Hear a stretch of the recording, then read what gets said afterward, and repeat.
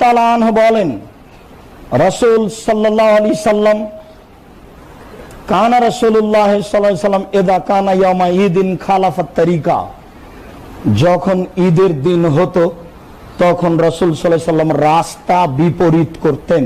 বুখারী মুসলিম। যে রাস্তা দিয়ে যেতেন সে রাস্তা দিয়ে আসতেন না, এটা সুন্নাত। যে রাস্তা দিয়ে তিনি যেতেন সে রাস্তা দিয়ে আসতেন না। আপনি প্রাণপণে চেষ্টা করবেন এই সুন্নাত বাস্তবায়ন করার জন্য। এক রাস্তায় যাবেন আর এক রাস্তায় আসবেন।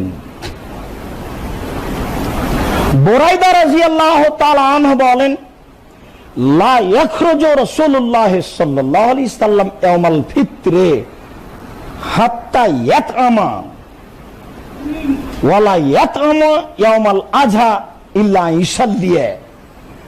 আল্লাহর নবী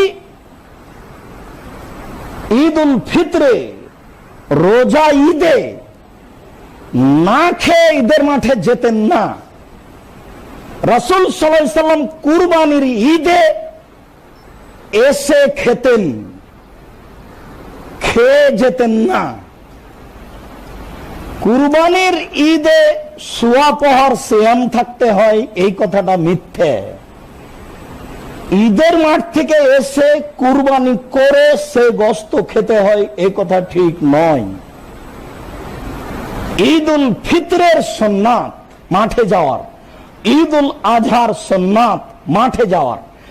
ঈদুল ফিতরের সুন্নাত মাঠে যাওয়ার খেয়ে যাবেন, আর ঈদুল আজহার মাঠে যাওয়ার সুন্নাত এসে খাবেন। কি দিয়ে যে বুঝাই আমি, সম্মানিত দিনী ভাই। ঈদুল ফিতরের সুন্নাত মাঠে যাওয়ার খেয়ে যাবেন, খেয়ে যাবেন মানে আর সেম নেই, শেষ, তাই খেয়ে যাবেন।